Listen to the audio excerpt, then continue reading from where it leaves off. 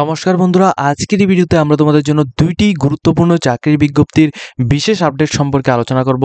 একটি বিজ্ঞপ্তি দেওয়া হয়েছে ত্রিপুরা হাইকোর্ট থেকে, প্লাস দ্বিতীয়টি দেওয়া হয়েছে ত্রিপুরা স্টেট কোঅপারেটিভ ব্যাংকের মাধ্যমে।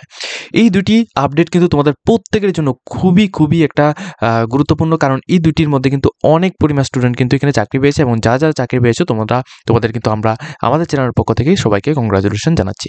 এখানে দেখো কি নোটিফিকেশন দেওয়া হচ্ছে, সমস্ত ডিটেলস আমরা এই ভিডিওতে আলোচনা করব। অবশ্যই কিন্তু তোমরা আমাদের চ্যানেলটি সাবস্ক্রাইব করে পাশে থাকা বেল আইকনটি অল সম্বন্ধে ক্লিক করে রাখবে, যাতে করে প্রত্যেকটি চাকরি নোটিফিকেশন, রেজাল্ট সম্পর্কিত প্রত্যেকটি আপডেট এবং এডমিশন রেটের প্রত্যেকটি আপডেট গেলে যাতে তোমরা আমাদের চ্যানেলের মাধ্যমে পেয়ে যাও। অবশ্যই কিন্তু তোমরা আমাদের চ্যানেলটিকে সাবস্ক্রাইব করে রাখবে। প্রথম নোটিফিকেশন হচ্ছে ত্রিপুরা হাইকোর্ট ত্রিপুরা হাইকোর্টের মধ্যে কিছুদিন আগে একটা নোটিফিকেশন দেওয়া হয়েছিল। ওইটা কি নোটিফিকেশন? ওইটা ছিল তোমাদের ড্রাইভারের নোটিফিকেশন, ঠিক আছে। তো ওই নোটিফিকেশনের মধ্যে তোমরা যারা আবেদন করেছিলে, ওই আবেদনের মধ্যে তোমাদের প্রথমত কি হয়েছিল, তোমাদের রিটেন টেস্ট হয়েছিল, ঠিক আছে। আমি তোমাদের বিষয়টা ভালোভাবে বুঝিয়ে দিচ্ছি।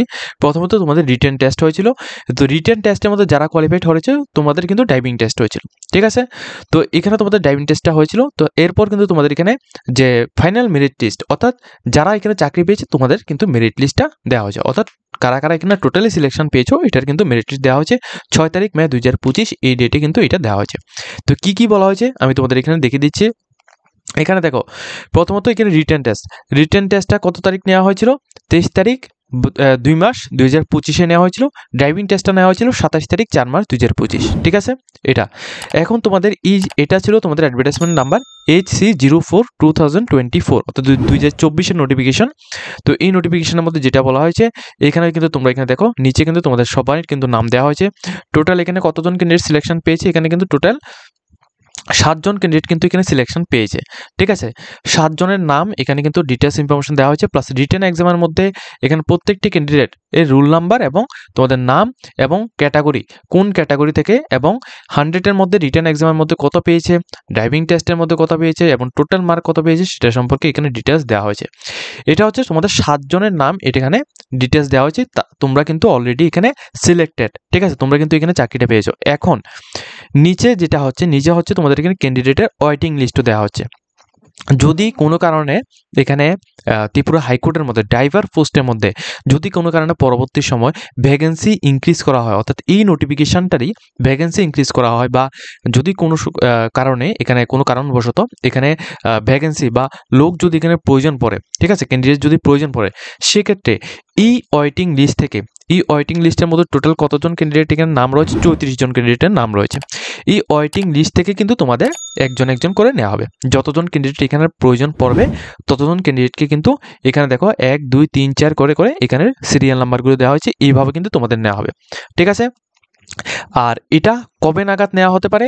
এটা কিন্তু শুধুমাত্র ভ্যালিডিটিটা 1 ইয়ার্স, অর্থাৎ 1 বছরের মধ্যে, যদি তোমাদের 1 বছরের মধ্যে এই ত্রিপুরা হাইকোর্টের মধ্যে কোনো রকম ভ্যাকেন্সি যদি তোমাদের প্রয়োজন হয়, অর্থাৎ ড্রাইভার পোস্টে যদি কোনো ভ্যাকেন্সি এখানে প্রয়োজন পড়ে, সেক্ষেত্রেই এটা কার্যকারী হবে। অর্থাৎ সেই ক্ষেত্রে এই 34 জন ক্যান্ডিডেট তোমাদের যে ওয়েটিং লিস্ট দেওয়া হয়েছে, তোমাদের ওয়েটিং লিস্ট থেকে তোমাদের ডেকে তারপর কিন্তু তোমাদের এখানে জয়েনিং দেওয়া হবে। আর যদি 1 বছর পার হয়ে যায় তখন কিন্তু এই ওয়েটিং লিস্টটা আর কোনো রকম কাজে আসবে না, ঠিক আছে। এটা হচ্ছে তোমাদের মেইন নোটিফিকেশন। তো এখানে টোটালি কথা বলতে গেলে এখানে টোটাল 7 জনের নাম কিন্তু এখানে রয়েছে। এই 7 জন, তোমরা 7 জন কিন্তু এখানে টোটালি এখানে জবটা পেয়েছো।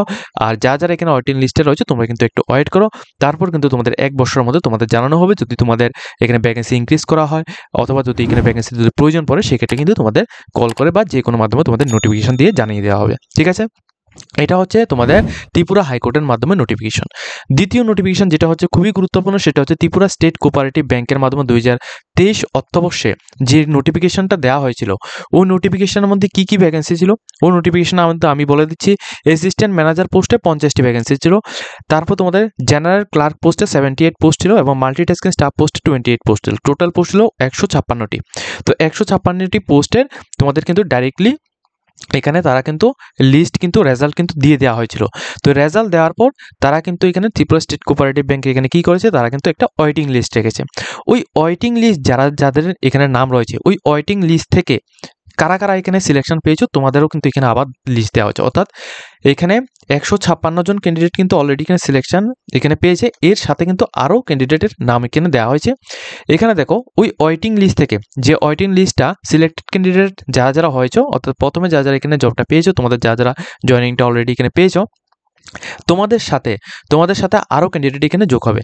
যেমন প্রথমত হচ্ছে তোমাদের এখানে দেখো অ্যাসিস্ট্যান্ট ম্যানেজার পোস্টে ওয়েটিং লিস্ট থেকে টোটাল এখানে 11 জনকে এখানে আবার কিন্তু এখানে নাম দেওয়া হয়েছে, প্লাস এসসি ক্যান্ডিডেট, ঠিক আছে, এটা হচ্ছে প্রথমটা হচ্ছে ইউআর এর ক্যাটাগরির, এবং এসসি ক্যান্ডিডেটের ক্ষেত্রে অ্যাসিস্ট্যান্ট ম্যানেজার এই পোস্টে ওয়েটিং লিস্ট থেকে 2 জন ক্যান্ডিডেটের নাম এখানে দেওয়া হয়েছে, প্লাস এসটি ক্যান্ডিডেট এখানে অ্যাসিস্ট্যান্ট ম্যানেজার এই পোস্টে ওয়েটিং লিস্ট থেকে তোমাদের 2 জনের নাম এখানে দেওয়া হয়েছে। বেসিক্যালি কি হয়, অনেক সময় কিন্তু যে অনেক ক্যান্ডিডেট যারা যারা এখানে জবটা পায় তারা কিন্তু অনেকটা কারণে বা অন্য কোনো ডিপার্টমেন্টে এখানে অলরেডি জব পেয়েছে, তার জন্য কিন্তু এটাকে এই যে ত্রিপুরা স্টেট কোঅপারেটিভ ব্যাংক বা অন্যান্য যে সমস্ত ডিপার্টমেন্টের মধ্যে পরবর্তী সময় চাকরিটা পায় ওই ডিপার্টমেন্টগুলির মধ্যে তারা জয়েনিং করতে চায় না। তো ওই ক্ষেত্রে যদি তারা জয়েনিং না করে থাকে সেই শূন্যপদটাকে ওয়েটিং লিস্টের মাধ্যমে সেটাকে পূরণ করানো হয়, ঠিক আছে। তো ওইভাবে কিন্তু এটাও এই প্রসেসটাও হয়েছে, যেটা তোমাদের যেমন সেন্ট্রাল গভর্নমেন্টের যেমন তোমাদের এখানে ত্রিপুরা স্টেট এখানে এসএসসি হোক বা রেলওয়ে দপ্তর হোক ওইগুলির মধ্যে যেমনটা হয় সেমভাবে ত্রিপুরা স্টেট কোঅপারেটিভ ব্যাংকের মধ্যেও ওয়েটিং লিস্টের মধ্যে থেকে তোমরা কিন্তু এখানে চাকরি পেয়েছো, ঠিক আছে। তোমাদের নামটা এখানে দেখে রাখবে এবং তোমাদের যা যা ডকুমেন্টস রয়েছে ওইগুলি নিয়ে তোমরা কিন্তু এখানে আবার কিন্তু তোমাদের জয়েনিংয়ের জন্য লেটার দেওয়া হবে, ঠিক আছে। তো এই দুটি হচ্ছে তোমাদের আজকের গুরুত্বপূর্ণ ইনফরমেশন। একটি হচ্ছে তোমাদের ত্রিপুরা স্টেট কোঅপারেটিভ ব্যাংকের মাধ্যমে নোটিফিকেশন এবং দ্বিতীয়টি হচ্ছে তোমাদের ত্রিপুরা হাইকোর্টের মাধ্যমে নোটিফিকেশন, ঠিক আছে। দুটি চাকরি নোটিফিকেশনে কিন্তু এখানে তোমাদের জয়েনিং সম্পর্কিত নোটিফিকেশন।